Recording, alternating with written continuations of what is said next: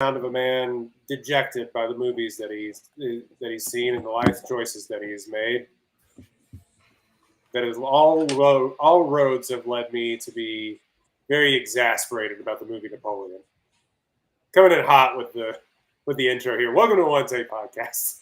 Whatever. This movie sucks. There are so many good movies out, actually. I mean, ones have kind of come and gone from middle America theaters, but like y'all can still see like The Holdovers and like some other things like that. Thanksgiving, which Teach still needs to see and report back to us because I will not be seeing. I'm definitely going to go see that. I'm definitely going to see that. A few other films, I mean, Wish is in theaters, which some people are shitting on. A lot of people are shitting on. Oh, you're not shitting on it, Dex? I've heard nothing but people shitting on it. I had a pleasant time. Like literally everyone, including Mattis Bear, who we're gonna try to have on this podcast about it. DM'd us. Yeah, it is corny, but that's what I go to this movie for. Matt was so mad at the movie Wish, he DM'd us to be like, "Let me come on and spit my bars about Wish." Something every grown man needs to do. Anyway, Napoleon. Okay, do we need to read the synopsis of Napoleon? Like, I think we all know who Napoleon is. Whatever, man. Dynamite? Yeah, Dynamite. Napoleon Dynamite, actually. A better movie. Napoleon, 6.7 on IMDb, rated R, 2 hours, 38 minutes. Ridley Scott has already said, like he does, there's a 4 hour cut of this movie, which is better. I will not be watching that. No, thank you. Dude. What is No, okay. I will not. Y'all know I love me a long film. I will keep the long cut of this film the fuck away from me. No, thank you. No thanks. An epic that details the checkered rise and fall of French Emperor Napoleon Bonaparte. Does it? Journey. Does it do that? It's power. It literally doesn't do that, though. Of his addictive, volatile relationship with his wife, Josephine. Directed by Ridley Scott, 85-year-old. How old is he? 82? Too old to be making movies, man. Wrap it up. Go on. Somebody said, just quick tweet of the week. Somebody said Spielberg and Scorsese are reflecting back on their lives and their mortality and the work that they have made and what it all means before they try to hang it up. And somebody said, Ridley Scott, God can have me when he kills me, when he earns me. And he just keeps making them, man. He made like 7 films during the pandemic and nobody's really talked about it. Him and Clint Eastwood both need to just go home, man. Wrap it up. It's over. Will I watch Gladiator 2? Yes, I will. But yeah. Come on, dog. I will be there. I will be seated for Gladiator 2. However, I'm with Dex on this. The theater for Gladiator 2 is going to be like an all-time experience. So many people will be going to see that movie. We'll see. Even though Russell Crowe is in it, it has Denzel Washington in it, man. So? What do you mean, so? He made a movie with Matt Damon and Adam Driver in it that 7 people saw. Oh, that's a good point. I mean, we did see it, and it that wasn't movie was bad. About rape, but there was a lot of rape. I mean, a lot. Do you think Gladiator 2 will not have rape in it? Oh, yes. That's a good point. Is that your prediction right now? Actually, I think so. Gladiator 2? There's no rape in Napoleon. There could have definitely been some rape in Napoleon. So I think that there's a good chance that he's done putting rapes on screen, because there were times in Napoleon where it was quite literally like they were cutting away from impending rape, and I was like, thank God, thank you that we're doing that. I am willing to bet $10 right now there will be an on-screen rape in Gladiator 2. I'm not taking these bets. This seems kind of bad to be taking that bet. But keep your money. Written by David Scarpa, stars Joaquin Phoenix, back working with Ridley Scott for the first time since Gladiator, I believe. Vanessa Kirby looking, thank you, Like, Oscar nominated Vanessa Kirby with nothing to do. Nothing to do. Well, she could cash the check. That's what she had to do. But also, thank you, filmmakers, for putting her in movies. True. Yeah. I like Vanessa Kirby. I do. And then a host of character actors. Those are the two really big names in this. I kind of really don't know anyone else. Rupert Everett is the Duke of Wellington, but other than that, I don't know a lot of the other guys that are in this. You've seen them in British TV, basically. Is it Duke Wellington British food? No, that's beef Wellington. Oh, okay. Sorry. Incredible. Yeah, the Duke of Beef Wellington. This did okay business, I guess. But I think how much did this movie cost to make? It It doesn't look cheap. It doesn't say. I'm not seeing. Hold on. Those battle scenes were not cheap. I can promise you that right now. That was not a cheap thing to pull off. And there are a lot of battle scenes in this film. I'm gonna imagine it's gonna be like $150 million. Yeah, 130 to $200 million. Yes. Yeah, that's what I was thinking. It cost some money. It's done okay. It made $86 million worldwide, which maybe it'll make its money. Maybe it'll make its money back. But he has had Ridley Scott. I mean, he doesn't need us. He'd probably tell us to go fuck ourselves. But like, I'm sure that's what he'd say. He hasn't had a huge like House of Gucci wasn't a huge box office success either. And as we know, kind of concern trolled on this podcast,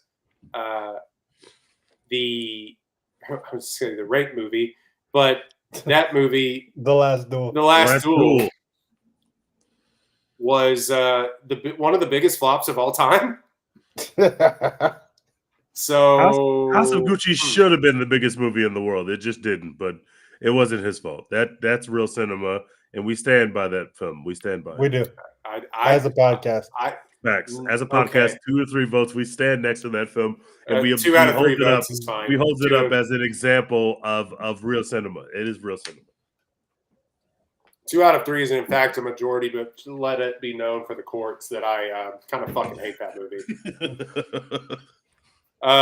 House of Gucci made $153 million worldwide on a $75 million budget. So okay, like maybe I'm not giving him his props, but Napoleon, it didn't get good reviews either. Because it stinks.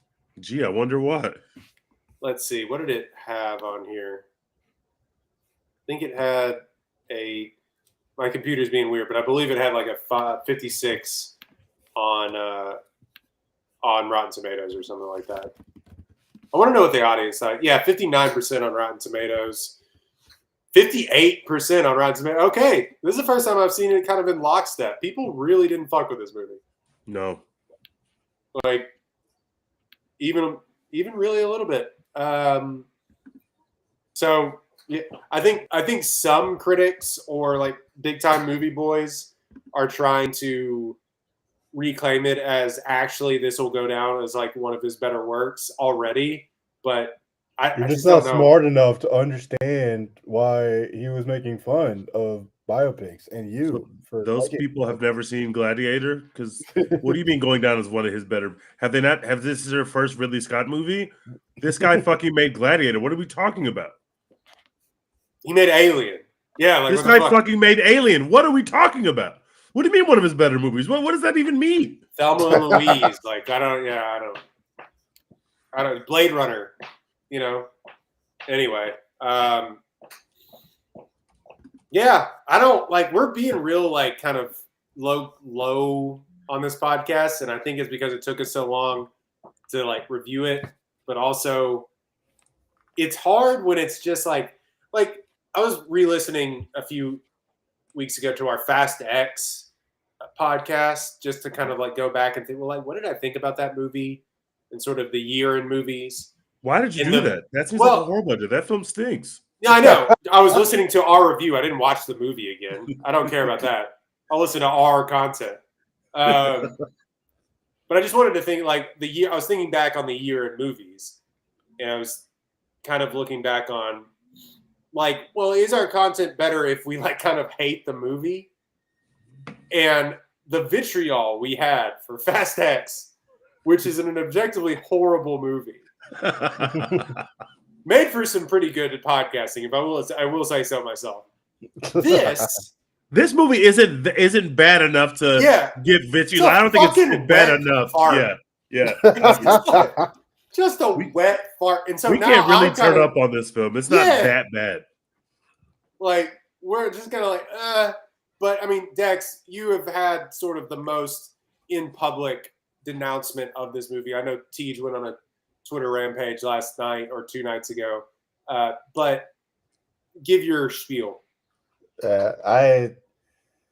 You watch the trailer for this movie, and like the trailer looks bad, but it looks like they're going to do the thing that they say they're going to do. Like it looks like they're going to give you, Napoleon, he conquered a bunch of shit. He came from nothing. He conquered everything. Whatever. Like you're going to see the rise and fall of this very controversial person. You're going to learn some shit about this era of French history if you didn't know it already. Like, it's going to be an interesting story. Like, we'll find out what the commentary is on Napoleon the Man later. Next on Dragon Ball Z. There's going to be a commentary on Napoleon because we're making a Napoleon movie, and it's got Joaquin Phoenix in it. He's won an Oscar. And Vanessa Kirby's in it, and she was nominated for an Oscar. And we're serious people who make serious films.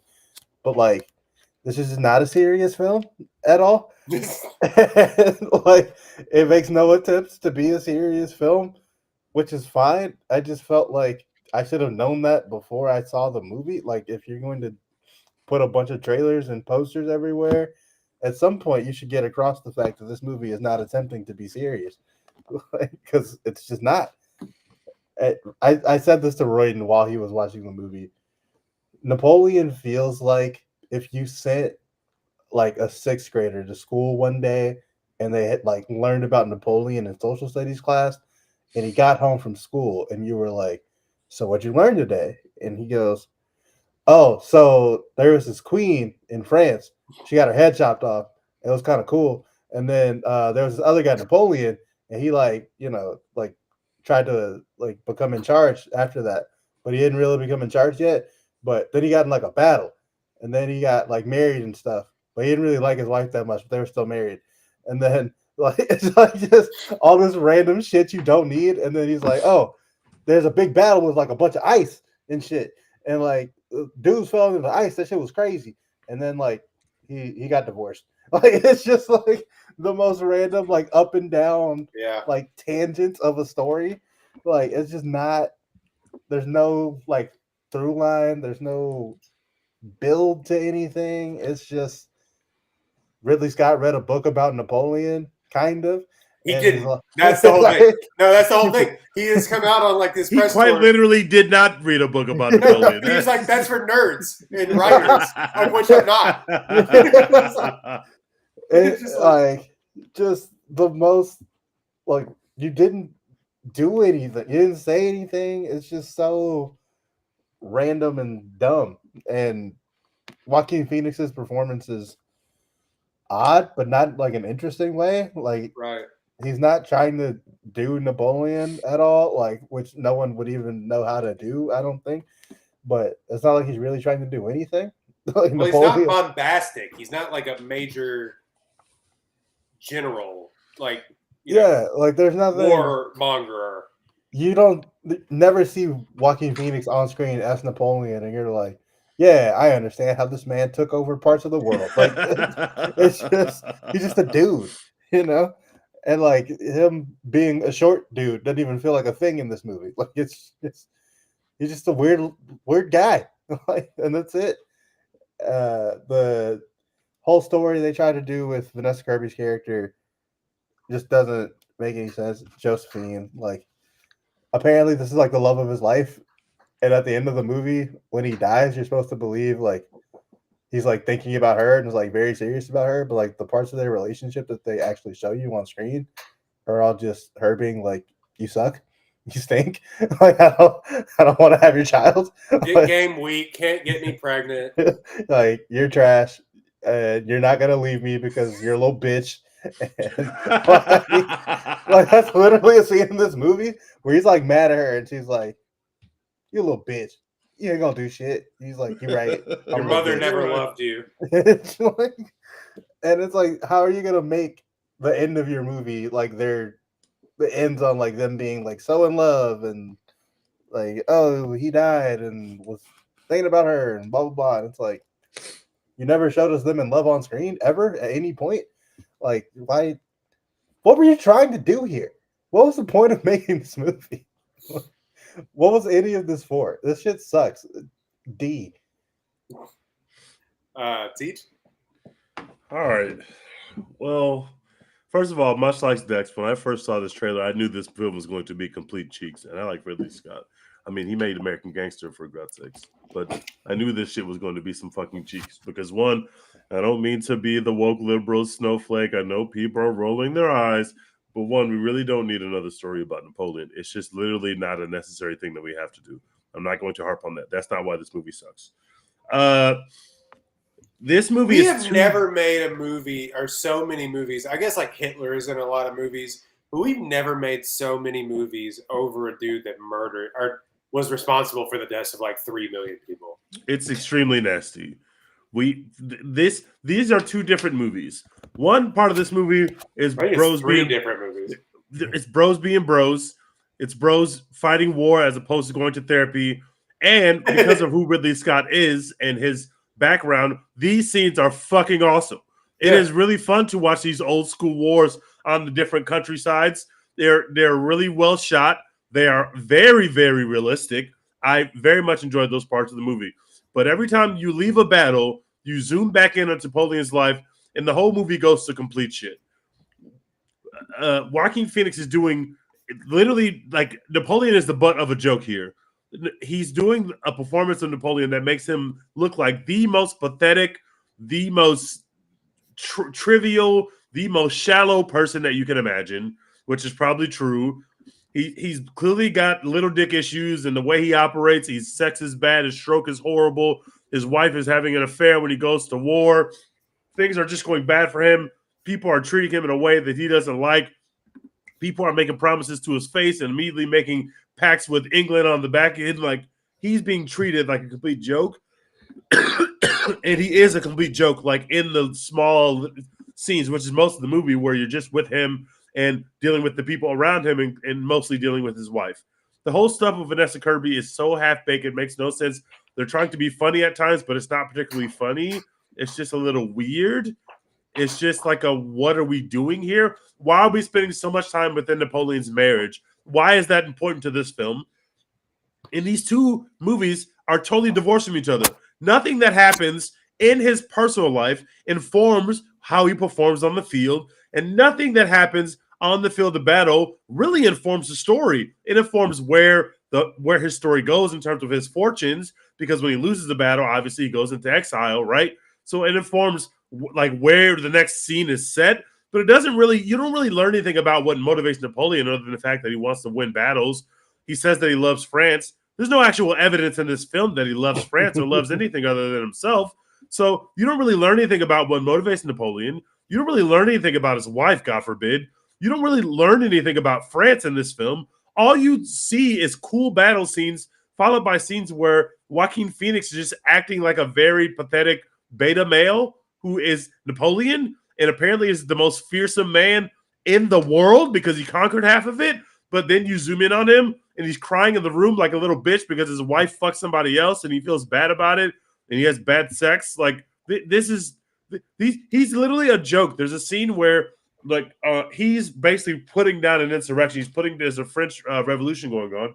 He's putting down an insurrection. And just when he realizes that he has the army, he can just take power. Basically, for a small second, his army's like outside of the building, and he goes in and basically is trying to get everybody in the French government to resign their position so that they can take over the government. And the guys start physically attacking Napoleon. And he's literally screaming like a bitch. He's like, they're attacking me. Oh my God. He's like getting beat up. Falls down the stairs. It's played like really like this guy is literally pathetic. Like it's played like that, but then he opens the door and his army's there and the army comes and takes over. So it's like these two movies are so divorced from each other. You can't see from the stuff going on in his life how he becomes how he becomes Phil Jackson. It doesn't really make much sense, but it's always cool to see some good war scenes. Those were fun. This movie's a C minus. It has no reason to exist. Ridley Scott is way too talented to make something like this. Vanessa Kirby is way too interesting to be cast as someone in this role, and Joaquin Phoenix is just being a weird beta cuck, but also the strongest man in the world. I don't know. It's a C minus. It's not very good. I don't get it. I literally don't get it. It doesn't know what movie it wants to be. Ridley Scott is the best at doing these huge set piece battle scenes, especially in these historical epics. There's no one better. The Last Duel has some of that stuff too. When you're not watching rape, you're seeing some really awesome fight scenes. You're seeing some real action. Yeah, no one's better at it, and he's been doing it for forever, or at least since I've been alive. It's not quite like a dark comedy. It's not quite like a weird sex comedy. You know what I mean? Like a weird sexual fantasy comedy with the two leads. It's not quite like a black comedy like The Death of Stalin or something like that, where it's just so dry and they don't take into account the rest of what happened with Napoleon. Like, there's a movie in here where it's like, oh, Napoleon rises to power as a comedy, kind of. There's a weird erotic sex thriller in here with him and Vanessa Kirby. They didn't flesh that out at all, other than that's how they chose to do it. Or there's the big historical epic of This Is Napoleon. Pick one. Pick literally anything. Pick one. Do something. They did all of it. They was like, oh, I want to do all of it. And I guess I probably would have preferred, me personally, do the cradle to the grave. We bemoan that and roll our eyes at it. But I would have, in this case, preferred the cradle to the grave, rise to power, multiple battle scenes, conquests, all of this stuff. But we didn't get that. It was battle scene, 15 years in the future. I can't get my wife pregnant. Go to war, battle scene, come back, exile. It was just and none of these things are connected. They just happen. You have a whole kid storyline. The kid is born. You literally never see the kid again. Never. Both kids, you literally never see them again. They become a storyline for the middle part of this movie, and then it all of a sudden is literally not a storyline anymore. And it's like he doesn't even have kids. It's just such a weird movie, man. I give it a D+. I could not believe that I was so thoroughly bored by a Ridley Scott epic battle movie. Because a lot of it wasn't that. In between the battle scenes, I was thoroughly what is happening? And why is it happening? And why? The motivations are unclear. They want to tell you that because of his complex with his wife and his thoughts about himself, they sort of mention that his mother was sort of this ruled with an iron fist woman, this disciplinarian.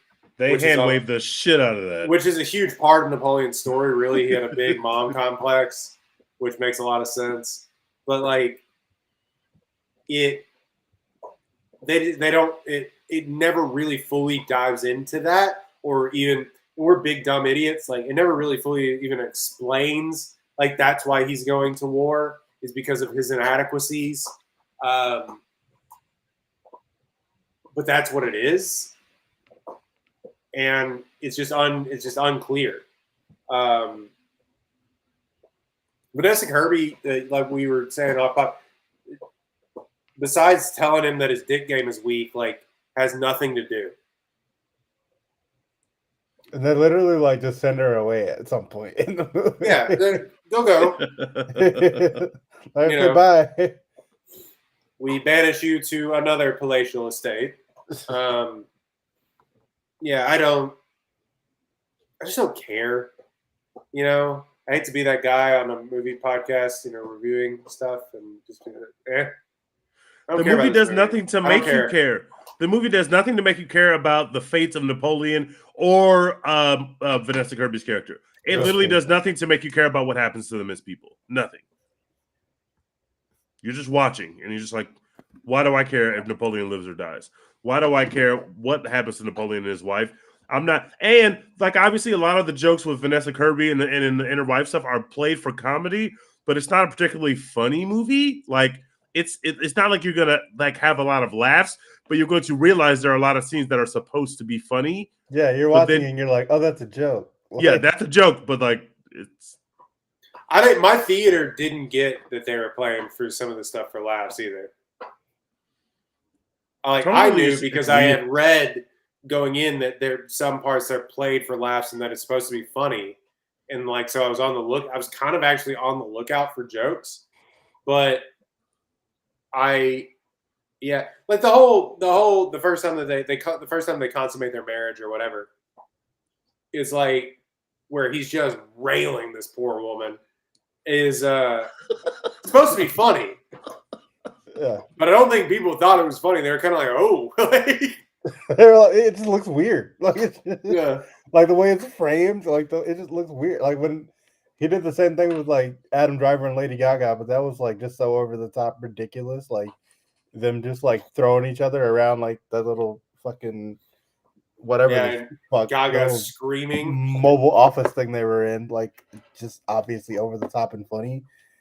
And like you said that this movie was supposed to be camp. House of Gucci is actually camp, where it's like everything is ridiculous, and that's like the cool and fun and funny part. And House of Gucci is hilarious. This movie is just everything is just weird. It's like not weird enough to be camp, but too weird to be funny. Like right. So do we think that like because we all liked The Last Duel and we got the tone of it and what they were doing filmmaking wise, and I think that comes with a decent script from good screenwriters Matt Damon and Ben Affleck, known quantities, you know what I mean? But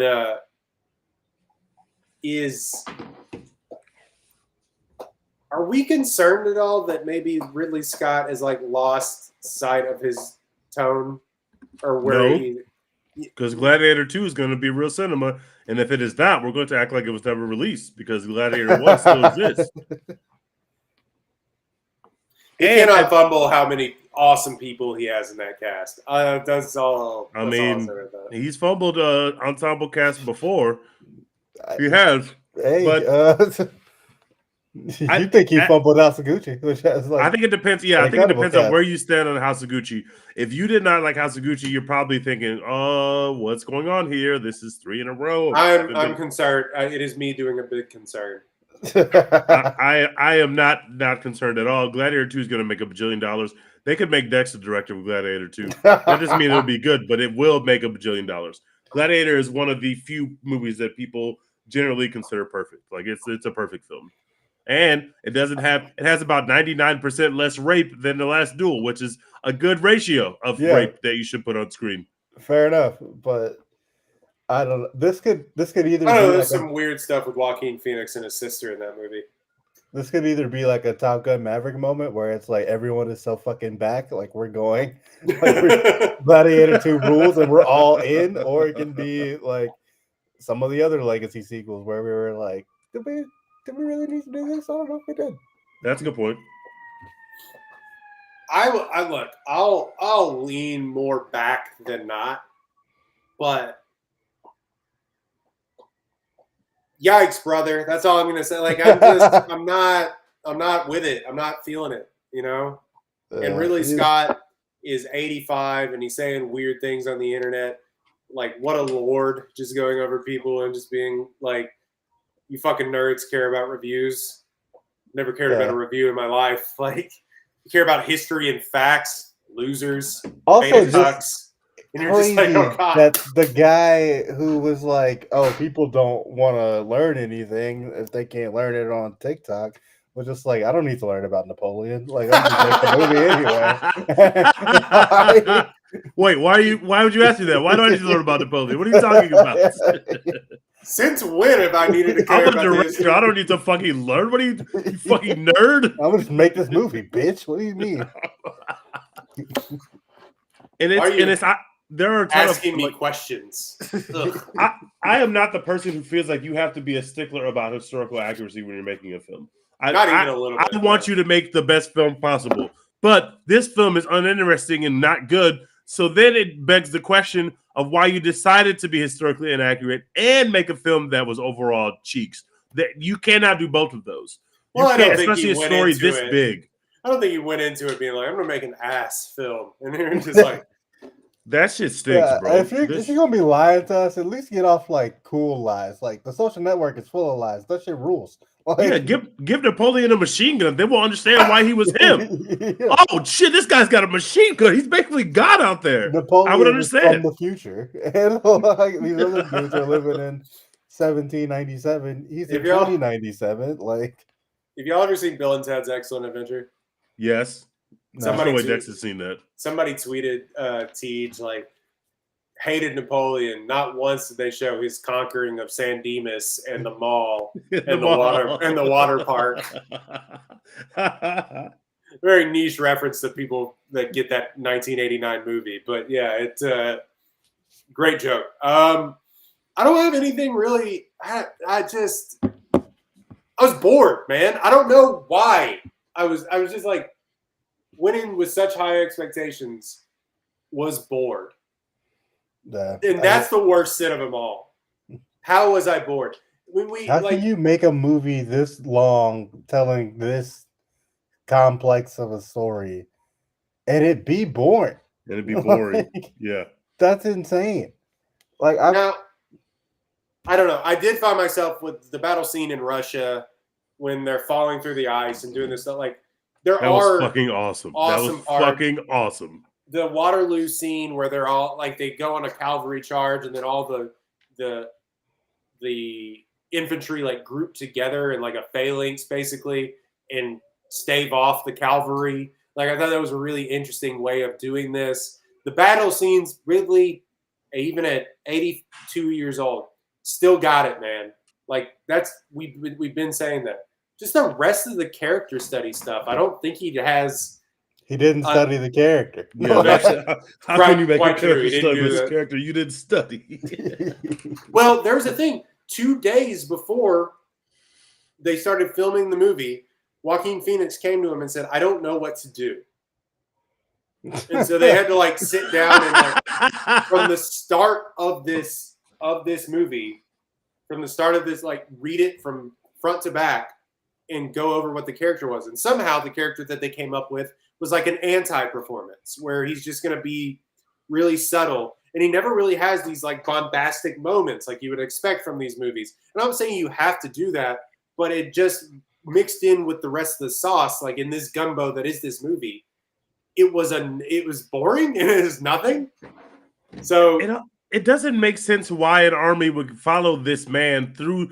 There's a point in this movie where he basically goes against the advice of counsel and says, we're going to keep marching forward into Russia through the Russian winter, which basically causes the downfall of the French Empire. It basically literally causes France to start to lose these places they had colonized because he made this decision.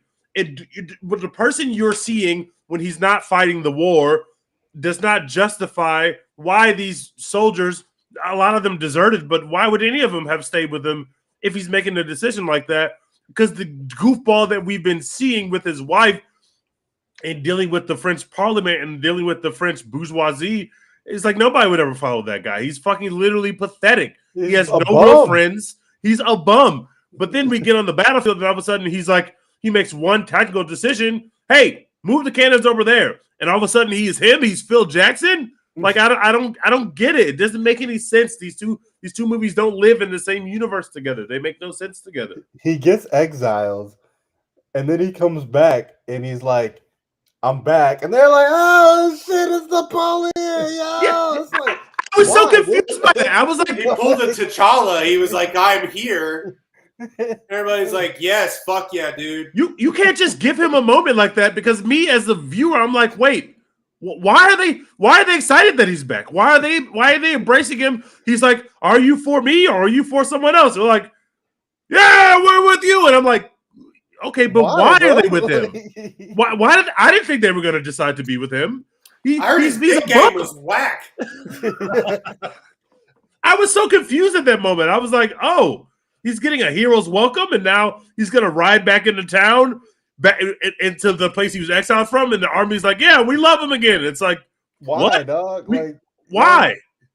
He's done nothing for you. Like, y'all are just freezing your asses off and dying. Like, also, like, there are so many things in this movie where I was like, so why did that happen? Like, when they go back, when they get to Russia and the Russians like burn the city down, he just stands there and he's like, damn, that's crazy. All right, moving on. Like, what? Like, why didn't think they had it in him. That's crazy. Damn, they're some wild boys. All right. Like, and we never even really, like, it doesn't even feel like we finished the story with Russia at all. It's just like, all right, well no, because that's kind of how it went. He just fucked around in the Russian winter and had to be like, ah, shit. And he's just like, okay, cool. Like, I'll just go back home. And they're like, well, you can't come back home. We're sending you to a different island now. Bye. Like, and then the movie just ends. Imagine that still happened.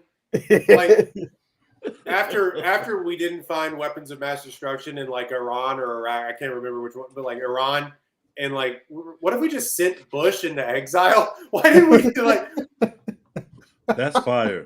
Sorry, like you can't leave Alaska. You literally, when we watch, you cannot leave Alaska. You are Get ready to learn Chinese, buddy. like you know, after the 18th drone strikes didn't work with Obama, we're just like, all right. You know, we've had enough of you. You gotta go to Puerto Rico. And you're just like, what? Get on the boat. Yeah. We just don't do that anymore. We used to be a proper world. You know what I mean? Bring back exile. Bring back exile. Honestly, can you imagine if we were like the House voted today, George Santos, you're getting on the boat, buddy. We'll never see you again. Sending you to Equatorial Guinea. They're like, what? We found a nice little island for you. Go build a life for yourself. Get out of here, kid. I wish I had more to say about this movie, but I literally, like, there's not a lot to. It's a nothing burger. I would not recommend anyone spend their time watching it, even if you like Joaquin Phoenix, even if you like Ridley Scott. I happen to like both of them, but this did nothing for me. I like Vanessa Kirby as much as the next guy. No, this just wasn't it. I want a movie about all the other characters who died in this movie. Like, obviously there are Marie Antoinette movies, but like that opening scene was just so fire. That should be the end of a good movie, I feel like. And the Robespierre scene, that should also be the end of a very good movie instead of being like random throwaways in this nonsense. Mm-hmm. Like, there's just so much little shit in here that I'm like, why didn't we like fluff that out a little bit more? Why didn't we make that mean something? Because they weren't Napoleon. I mean, that too, but also like none of the Napoleon shit means anything either. Like, I don't know. I just hate that Ridley Scott does this where it's like, well, you got to watch my definitive cut of the movie to really get what I was trying to do. I'm like, I don't know. I would not be doing that. Yeah. Make a good movie to begin with. He tried to pull Kanye and said, we fixed wolves. Go back, guys. Give me another chance. I'm going to drop the DLC. The Napoleon DLC is coming. Napoleon DLC. Like, I don't, it's very hard to. Cyberpunk 2077 ass movie. Oh, we patched it. We swear to God. Not that I think Napoleon is interesting in any way, shape, or form, but it is difficult to make a movie about something like this and make it uninteresting. That's difficult because this is stuff that people like. People like watching war movies. People like watching rise and fall stories. people love a biopic, and this actually falls short on every account. But the war scenes are cool. Like, I had a good time watching those scenes. I felt like I was in that moment, and then you zoom back into his life, and it's like, I don't care. I do not care what's happening with Napoleon's marriage. I never once cared, and the movie never made me care. Not even one time. They don't even like each other, like at any point in the movie. But they're supposed to be these star-crossed lovers that like don't are misunderstood. You never feel that. You never feel that at a party, and then her homegirl is like, "So you trying to get with Napoleon or what?" And she's like, "Nah, I'm good. I'm chilling." And her homegirl is like, "Well, I heard he's gonna be rich one day," and she's like, "Oh, okay, well, maybe." It'd be like that sometimes. Vanessa Kirby did say, "I want to show you something, and once you see it, you always want it." I thought that was bars. I thought that was bars for the late 1500s. That's how bad bitches were talking at the time. I thought that was bars. I respect that. But yeah, this movie sucks. Do y'all have women that do that to you in your everyday life? Show me something that I always wanted. I'm not going to imagine if a woman did that to you today. You'd be like, "Please go home." I'm like, you're really hyping it up. Like let's just do the reveal. Don't hype it up. Well, I might not like it as much as you think. Let me make that decision. How many guys have you used this line on? How many people get out of my apartment, lady? Please, thanks. Every regular in this bar know that you do this every night. Like, it's a running joke amongst the patrons. Yeah, exactly. All right, let's do what we're watching. Dex, real quick. Give your. We may review it on. I don't know if I'll see it, but give your Beyonce thoughts. I'll be right back. The Beyonce Renaissance movie fucking rules. It is so good. If you've seen Homecoming, which hopefully you all have because it's on Netflix and you have no excuse not to, the parts where she like cuts into the show with like these little vignettes about like behind the scenes, all the work that she's putting in the process, and like the dancers and the stage setup and the crew and the costuming and all that other stuff. There's a lot more of that in Renaissance than there is in Homecoming. She like doubles down on it, but it's worth it because I felt like I genuinely learned a lot of things about Beyonce like in the course of this movie. And it really makes you realize that what she's doing, like it seems like, oh, it's Beyonce. Everything she does is super easy for her. Like she's always in her pocket. Like it's all effortless. No, it is not. Like she is doing ridiculous work to put on all these shows, and like I just came away even more impressed with Beyonce than I already was, which seems impossible. So yeah, definitely worth the watch. And also, like the music just slaps. Like it's Beyonce. It's Renaissance. Like the arrangements, the dancing, the vocals, like it's all there. Like what is not to like? This is a great fucking time. It's long. It's like damn near 3 hours. I got out of the theater at 1:30 in the morning last night. God damn. Yes. Turn that shit up.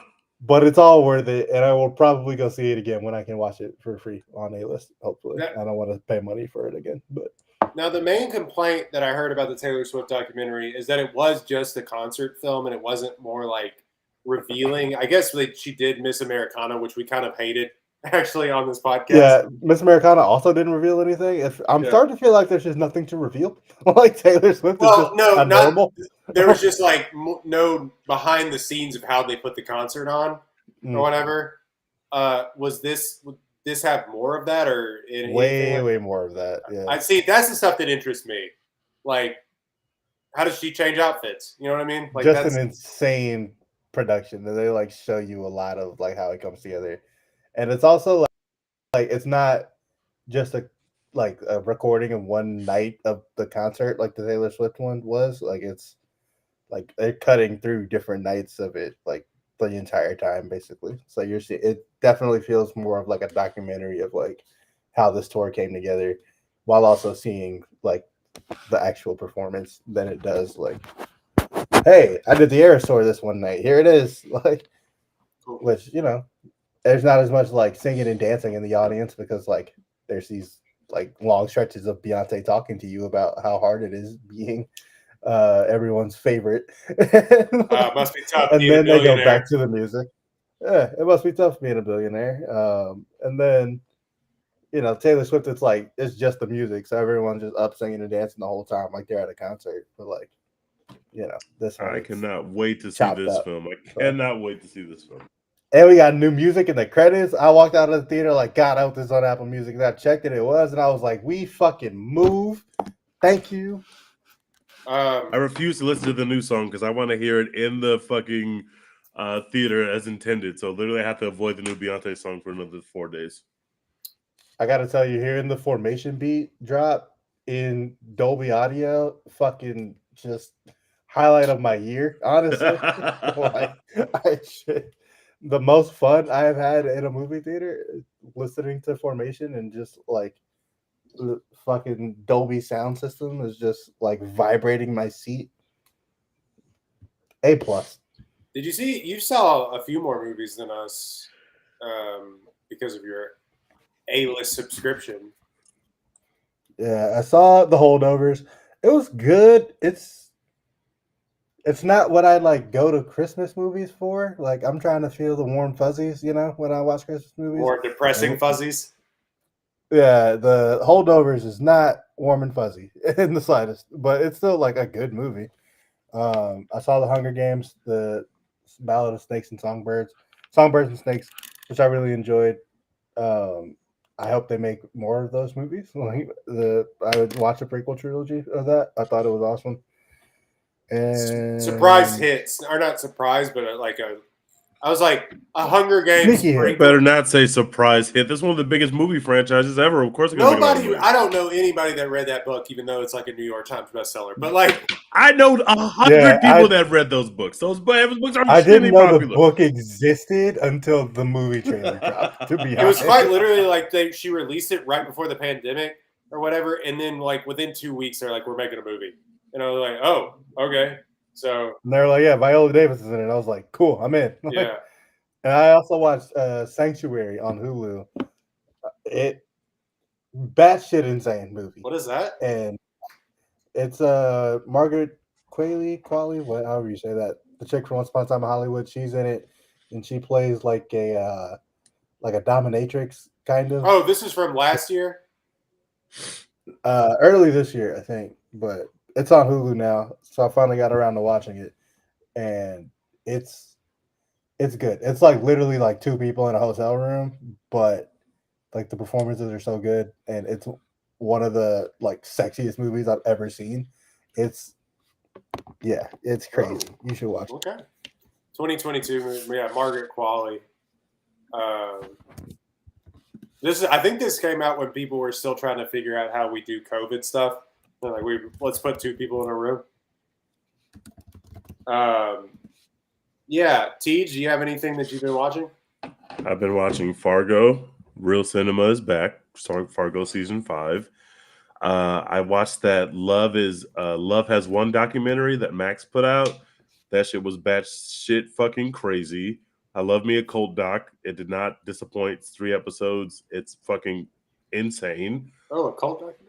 I'm watching Blue Eye Samurai, one of the best reviewed pieces of content this year. It's an anime on Netflix. I just watched the first episode, and I'm not a huge anime fan. I have watched anime before, but I wouldn't say that I would not call myself an anime fan. We are admittedly a anime blind spot podcast. Yeah, I'm not a huge anime person, but I really enjoyed episode 1 of Blue Eyed Samurai. Really, really, really enjoyed it.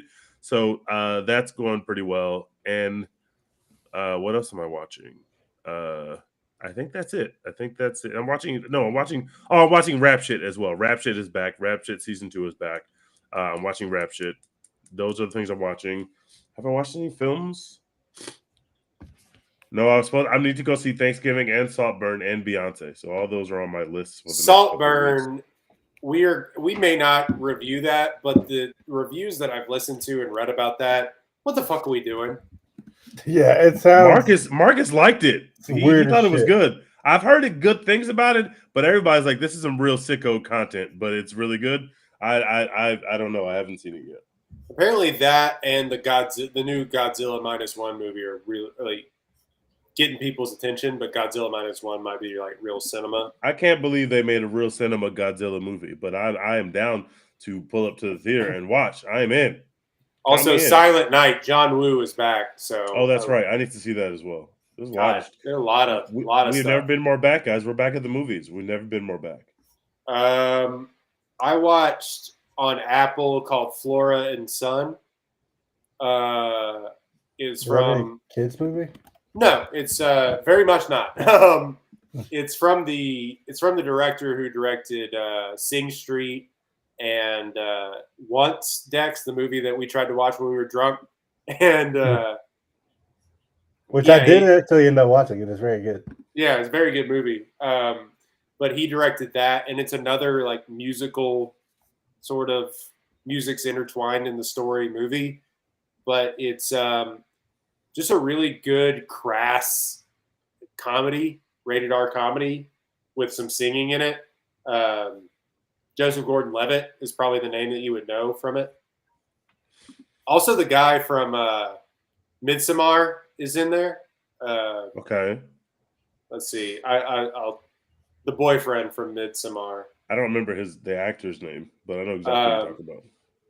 Jack Rayner. Jack Rayner, yeah. Joseph Gordon-Levitt. Eve Hewson, who has been she was in Bridge of Spies, Robert, just a bunch of other stuff. But yeah, she's a mom who had to have been a teen mom who has like a 16-year-old son who she's trying to connect with, and she tries to connect with him through music. And very, very rated R movie, but it is really fucking good. I thought it was one of the better things that Apple has put out. They're kind of on a pretty good hot streak, honestly, for me. They put out solid ass content. Something that I have to talk about on this podcast because I have no other forum to do it besides Twitter. Yellowstone. We'll talk about Yellowstone real quick. Yellowstone is the most popular fucking thing on the planet, by the way. You can't walk into any sort of boutique without seeing I Heart Rip shirts or whatever. And walk into your local Academy Sports and Outdoors and see some Yellowstone merch. Bet your ass, man.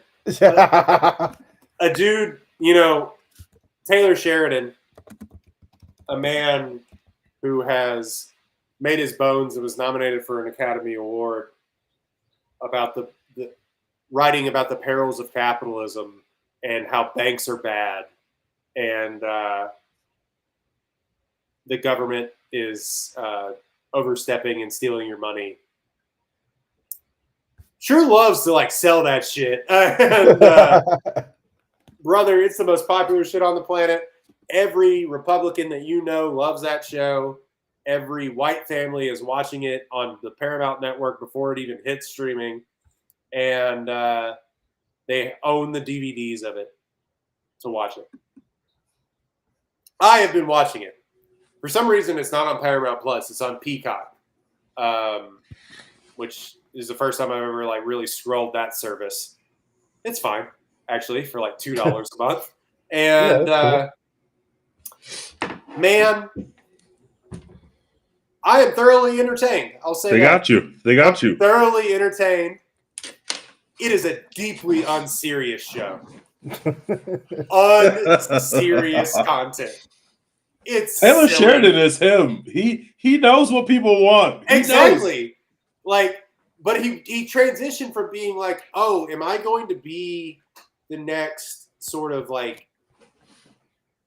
don't even know who a writer of these westerns would be, but the next John Ford, which is maybe too much, ascribing too much to him. But those three movies, Sicario, Wind River, Hell or High Water, are incredible cinema. Yeah, but very serious cinema, not unserious cinema. Very serious cinema. And this thing wants to take itself seriously. It just is unserious. It's you watch it for 2 seconds, you're it's just soap opera.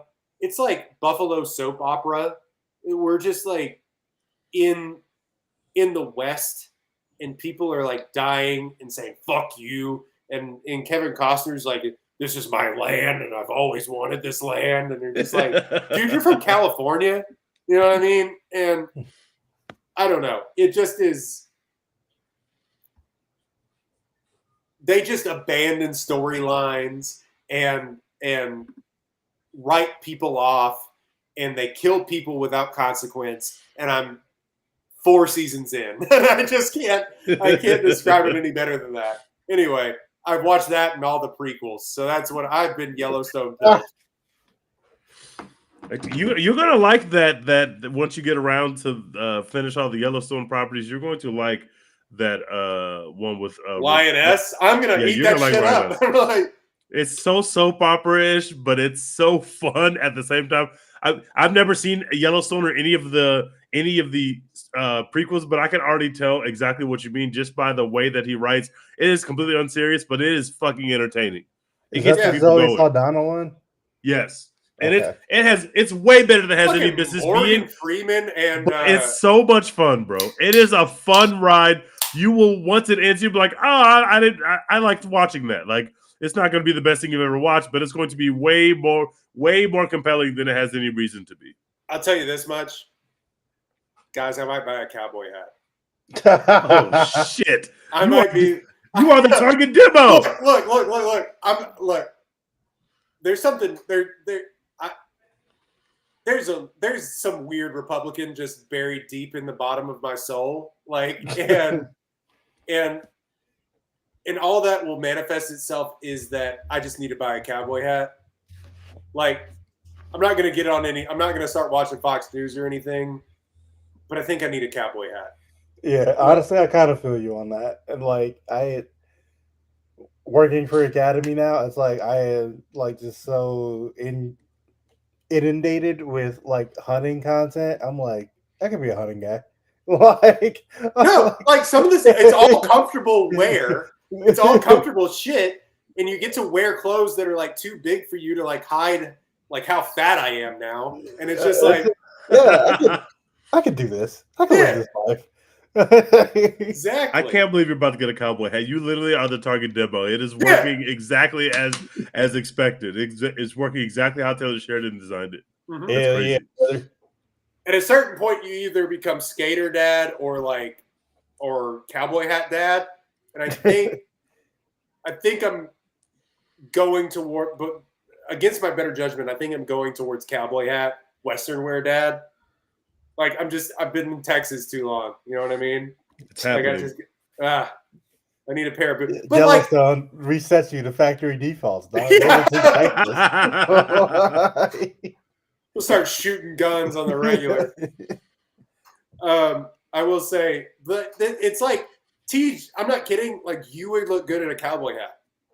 Like, everyone in that show wears one, and they all looks phenomenal. Great, and they look great. Like, even the ugly people wear like the ugly people in the show. They purposely put a couple of uggos in there, and they're just like, yeah, the cowboy hat works. We're like, all right. I don't know. I'm just saying. Like, I need a pair of Tacovas and I need a cowboy hat. Yeah, exactly. It's all the first Tacovas commercial I've ever seen in my entire life the other day. That's neither here nor there. But yeah, I've been Yellowstone pilled. Not red pilled, not blue pilled. Yellowstone. Yellow pilled. Yellow pilled. Love that. Anyway, anything else? And dude, it's so popular. It's unbelievable. I know it is because my mom's siblings, like their entire like sibling group chat, it talks about Yellowstone every week. Like, it's crazy. That's insane. It really all it is like him just going, Kevin Costner, I have to protect this ranch, and getting paid like $900,000 an episode. Crazy. I'll probably get around to it eventually, but like, no, you won't. It's a television show. There's about 90 billion episodes. You're not getting around to it. Just don't lie to our listeners. You're not getting. I'm just saying, it's the first like prestige TV that I haven't paid attention to at all, and like completely gotten where we are. I've like been on my phone, second screening the entire time. It's only prestige because people like it, but it's not prestige. That Taylor Sheridan's TV shows are unserious, brother. Yeah, they are perfect. They are perfect. I don't think it's been nominated for like one Emmy. That's insane. It's like the most popular shit on TV. Anyway, anything else? Nope, nothing for me. No. All right. So that has been what we're watching. That has been a One Take Podcast. One Take Podcast episode. What? I didn't even say what episode we were on. 160. Shit. Help me out. Fading. 163. Here we go. 162. Damn. We were right there. You want to talk about your Spotify Wrapped? We know Drake is number one on Dex's Spotify Wrapped. We know that. Of course, every year.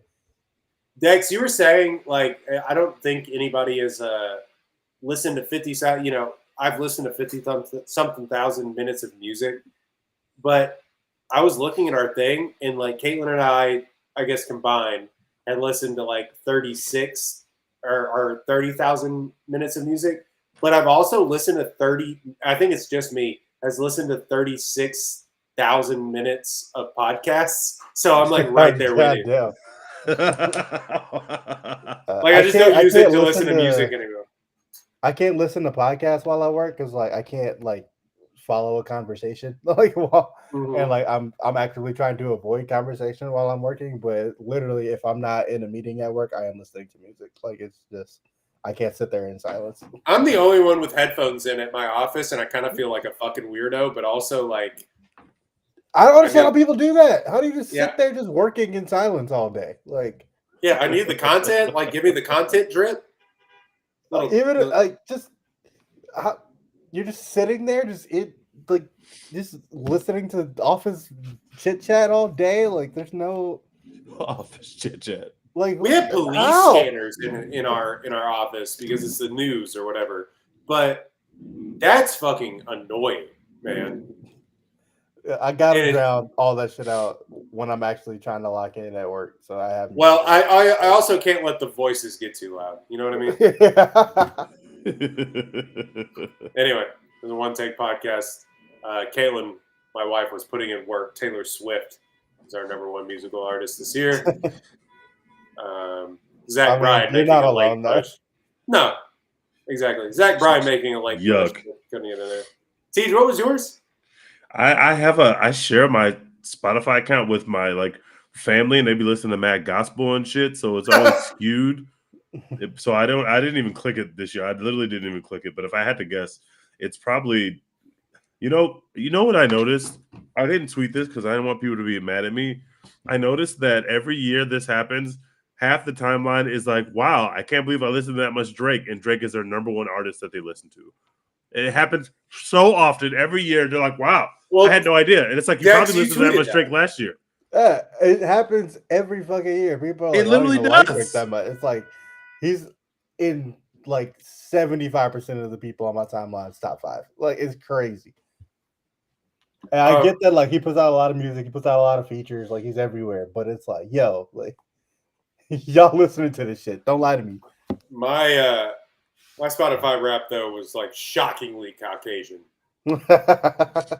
You about to get a cowboy hat? You're watching Yellowstone? It's literally being restored to your default settings. Taylor Swift, Noah Khan, the band Camino, Blink-182, Zach Bryan.